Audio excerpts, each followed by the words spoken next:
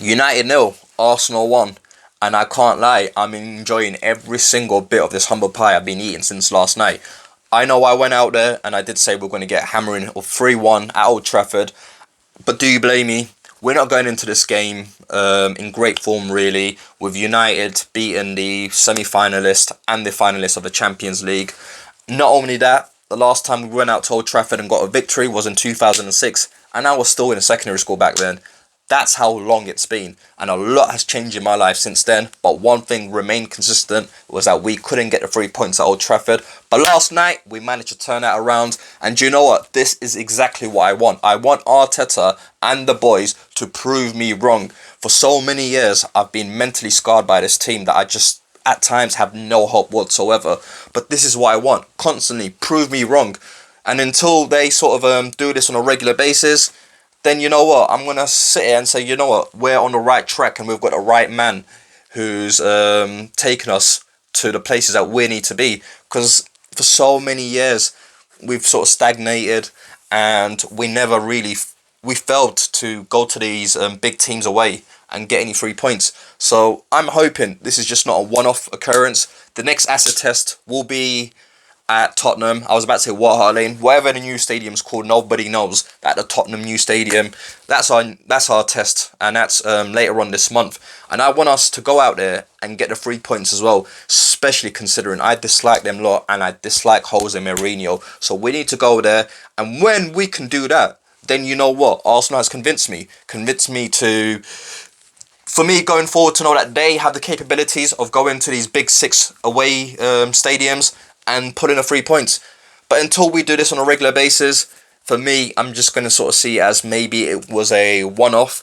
I'm not saying that we were lucky last night because we played brilliantly. We out-bullied United in every single department, and we particularly won last night's game through the midfield, considering we had two midfielders and they had four with their diamond, and yet we still somehow managed to beat them in that department. And that's a lot of credit. And you know what? I might keep going on, banging it on, but Gabriel, Thomas Partey, and to be fair, last night, El Nene had an amazing game. But those two in particular, they have set a new standard going forward. That's the new precedence going forward. If you want to join Arsenal, you're going to need to be that level, that caliber of a player. You need to be a Thomas Partey, a Gabriel, come in, strong, physical, no nonsense, 100% committed, and wanting to win everything. And this is what I want to see. I want to see players come in who are hungry, yeah? And you sort of see the influence they're having around their team members. Holding looks so much better with Gabriel next to him. You know, difference is when I've seen Holding alongside Mustafi, Louise, the kid looks out of place, just looks lost. But you know what? When you sort of see him with Gabriel, he looks composed. He looks decent. He looks he looks like he knows what he's doing. Whereas for so many years under those clowns, you just question, has Holden really gone on? Has he really progressed under Arsenal? After all, he was that kid that came from Bolton on a low fee of £2 million, if you remember. And now look at him, you just not really seen him progress enough. But maybe we're starting to see the best out of him now with a centre-back like Gabriel and Thomas Partey. My God. Just the fact that he and El Nene's partnership was amazing. And did I not tell you guys beforehand in my preview video that I would have Thomas Partey with El Nene? Reason being is because I just don't think Granit Xhaka's mobile enough. I think the issue with Xhaka is he's a good distributor of the ball. He's a good passer, but he's got the vision, but he's just too slow. And unfortunately, with Granit Xhaka, I've always said that I just don't think he's a Premier League type player. I reckon you take Granit Xhaka, send him out to Syria, he'll look fantastic. Send him out to the Bundesliga, look amazing. But in the Premier League, when players don't give you the time and day on the ball, when you get harassed if you are even on the ball for longer than a second, it just doesn't sort of suit Granit Xhaka's game plan. He needs that time, he needs to find his pass, and he needs to sort of he needs that space. Whereas you don't get that opportunity, unfortunately, in the Premier League. And maybe going forward, Arteta might sort of see as Granit Xhaka as being replaceable. For far too long, we've gone on and said how pivotal he is to the team, and that we rarely win without Xhaka in the team. But now we might be seeing a different transition because Thomas Partey does what Granit Xhaka does. He destroys the ball from deep and then he constructs. But the difference is he's mobile. He's got a passing as well, a better passing vision. He's a better dribbler. He's everything Granit Xhaka is times 10. So when you sort of look at it like that, is there any real place within a team for Granit Xhaka? I personally don't think so, but maybe Arteta might utilise him in a different way going forward. But we'll see. Other than that, I thought the manager himself got the tactics spot on. My only slight issue is if you knew you weren't playing Nicolas Pepe, then why did you not give him the full 90 minutes on Thursday against Dundalk? Because Pepe was on fire, and you could sort of see after he got that goal, he improved a lot, and he was taking on the defenders, and I thought that was it. Let him go on and build his confidence up. But I told myself, you know what? Maybe Arteta took him off in mindful of the game ahead against United, but he didn't feature at all. So what was the point of that? That's one issue I have with Arteta. He's sort of poor man management with certain players. The way he sort of dealt with Guendouzi, I felt as if he could have dealt with that situation better. The whole farce in the whole William Saliba case, and now Nicolas Pepe, he's absolutely destroying the kid. If you're not going to play him at all in the Premier League, then just give him the full 90 minutes. So come Thursday against Molde, play Pepe for 90 minutes if you do not intend to play him whatsoever in the Premier League. Because that was the only issue I had up against this game. And I thought perhaps maybe Willian could have taken on Luke Shaw a lot more, considering last season when we played him and Pepe absolutely ripped him up. I thought he's a weak link and we should have gone at him a bit more. But other than that, I can't really fault anything. I thought the substitutions were good. I thought the team effort was amazing. The hunger, the sort of from the outset, we went out there and we bullied them. And rarely do you ever hear Arsenal going out there bullying any team. And one famous quote Patrice Evra used to say over and over again whenever playing Arsenal, he always used to say, it's men versus boys. And that's why we can always go out there and beat Arsenal. It's because we're big strong men facing little boys. And that's what he sort of referred to Arsenal for so many years, little boys. And now look, we went over there and we outstrengthened them. We were more physical than them, and we completely bossed the whole midfield. We bossed every department, really. So I'm obviously on a high, and my only caveat is, let's see if we can do this going forward. It's all well and great, sat here beating United, and let's be real here. Most of us know a few United fans, and we just can't wait to rub it in today. Yeah, for bragging rights, I get it. We were happy today, but let's not let's not that blind you, yeah? Or let that not blind you going forward from the bigger picture. Yes, a great away result at top 6, but is it a one-off? Now that's what I want to see. I want to see, can we do this? Can we replicate this going forward against Tottenham? We've got coming up. We've got Chelsea on Boxing Day. Can we sort of do that? We'll see. But I'm going to crack on with my player ratings, and I think it should be a good one. I won't moan this time, I promise, guys. I won't moan. It's all going to be love tonight. Or today, sorry. But, so yeah. Bernd Leno didn't have much to do. There was that one sort of save he had at near post with Greenwood's shot. He also, fortunately, maybe due to his quite big jaw muscles, because of his wide face, he managed to sort of block a shot. It was at El Nene, the ball touched El Nene, and it must have touched Bernd Leno's face before it ricocheted off the woodwork and coming out. So that might have helped, and other than that, he didn't have much to do. He was pretty much a spectator throughout most of the game, but the few things he had to do, did it decently. Can't really complain. Playing out from the back last night as well was decent. One of his better distributions I've seen. So based on that, I'm going to give Leno a 7. Moving on to the the three centre backs. So Holding, I thought he played immense. He wasn't our best defence, but considering no one had him in a team lineup, and he was a major doubt. Actually, he wasn't even a major doubt. He was just completely out.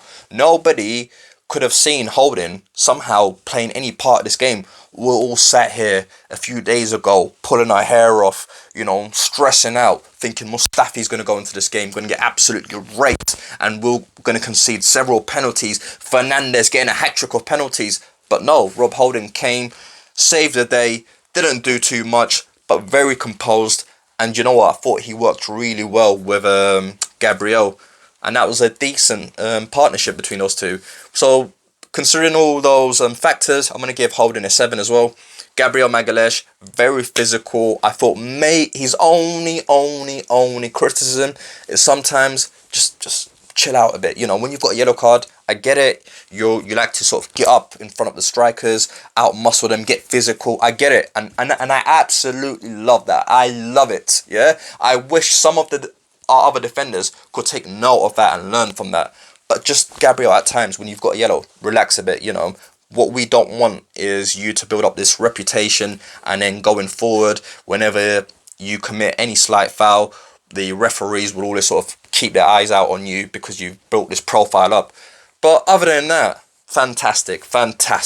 Some of the challenges he did, I think there was that one challenge towards the end, Matic, yeah? And Matic was about to, in the box, and he just, that slide tackle, everything about him, this kid, yeah, is what we have been needing for far too long. And I'm so glad he's here, so glad. And considering that he was heavily linked to Manchester United, they probably, yesterday, watching that game, thought to themselves, fuck, how did we lose that one to Arsenal? But who cares? It's our game. And you know what? I'm going to give him a 9. He was one of my man of the match. A 9 for Gabriel. Moving on to the left centre-back, Kieran Tierney. Solid. He sort of linked up with Saka well going forward, but doing his defensive duties, can't really fault him. Absolutely brilliant as well. Tierney gets a 8 for me. And moving on to the wing-backs, Hector Bellerin, I thought he did well. After all, it was Hector Bellerin's run in the box which gave us the penalty. So, and that's what I like to see more. One thing I did notice last night in Bellerin's performance is the amount of times he ran, yeah, on the right-hand side. He didn't do that thing where he cuts in field and tries to go, play centrally and then gets the ball over onto the left-hand side and starts the attack from there. He attacked his side. And that's what I want better. And you see, when you go and you attack your side, yeah, did you not sort of think to yourself yesterday that we look more balanced? We weren't just going towards the left. We looked, we were creating chances from all over the pitch. A few times Willian ran at their defenders. But this is what I need from Hector Bellerin. Do this on a consistent base. Make those runs. Support your right winger. And Bellerin, you know what? Then I won't chat shit about you. I'll actually then, I praise you. Sing your name. So Bellerin, please prove me wrong and continue these sort of performances. And based on that and him winning us the penalty, he gets an 8. Moving on to the other side, Saka. Wasn't his greatest of games, but he wasn't poor either. I'll give him a standard 6, really. Moving on to the 2 central midfielders. And I think this is where we won the battle. And they both had an amazing game, blinder of a game. Who would have thought, yeah, prior to the season, that we would be sat here praising and singing Mohamed El Nene's name, yeah, for his spectacular performance at Old Trafford? Personally speaking, nope, I just didn't consider Mohamed El Nene as being an Arsenal player. I thought he was one of the first players that will be out the door in the transfer window, but he's here and he's here to stay. And furthermore, he staked his place in the team that now it will be difficult dropping him. Who would you really replace him for? Granit Xhaka? I don't think so. Dani Ceballos has not been consistent enough.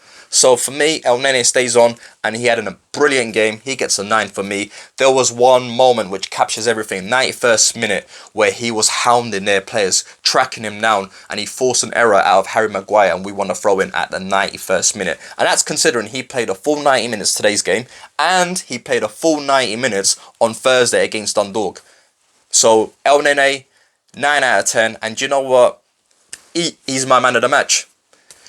Next to him, you know, what can you say? The midfield general, the guy we've been needing. We've needed a captain to steady the ship, and we found our captain, and he's heading us to one direction, and that's to winning shit. And we're gonna have parties upon parties with this guy here, and that's Thomas Partey. I think he's a brilliant player from the passes, you know, from driving onto players, winning interceptions, or tackling their man and impressing with the ball. And that's what we've needed for so long. We've not had a midfield runner. We've not had an athletic player in our midfielder, and now we've got Thomas Partey.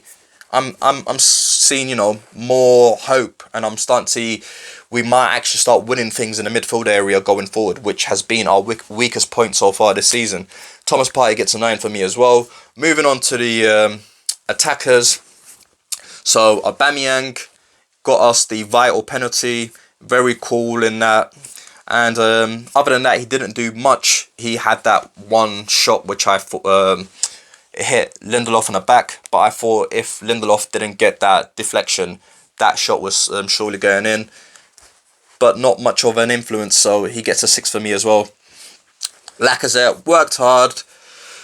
We're going to say this quite often, really, aren't we?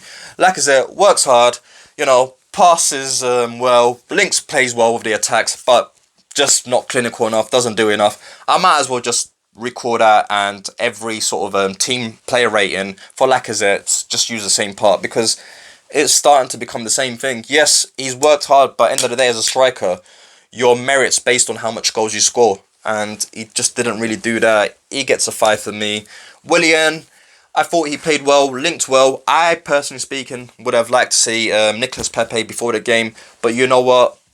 Arteta surely knows more than I do, clearly, because Willian had a great game, and he was unfortunate as well not to get that goal, which ricocheted off the crossbar.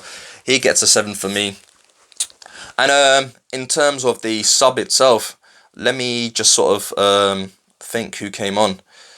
Apologies, guys. So we've got, sorry, that's it. So we had Maitland-Niles who came on, and I thought Maitland-Niles, standard 5, didn't do much. Nketiah didn't do much either, standard 5. Mustafi literally came on to be an extra body in defence. He didn't really influence the game much, so he gets a standard 5. Mikel Arteta, great performance. As I said, let's continue to replicate these performances away at the other top teams. And so long as we do that, then I'm quite hopeful for the season ahead. But as I said, I'm not going to change my mind about everything and say, yep, that's it. We're going to get top 4 based on one game. It's still a long season, still quite crazy. And if you guys could let me know, what's your team player rating, and what do you think based on our overall game? And do you reckon that we are now going to kick on and this is us going forward against the big oppositions, or are we going to go back to the way we performed against Leicester, Liverpool and City? Well, until then, continue smiling, continue celebrating, and most importantly, do not let the United fans get away with this one. Let's continue to banter them. It's our day, and let's make the most out of it. Thank you guys. Take care.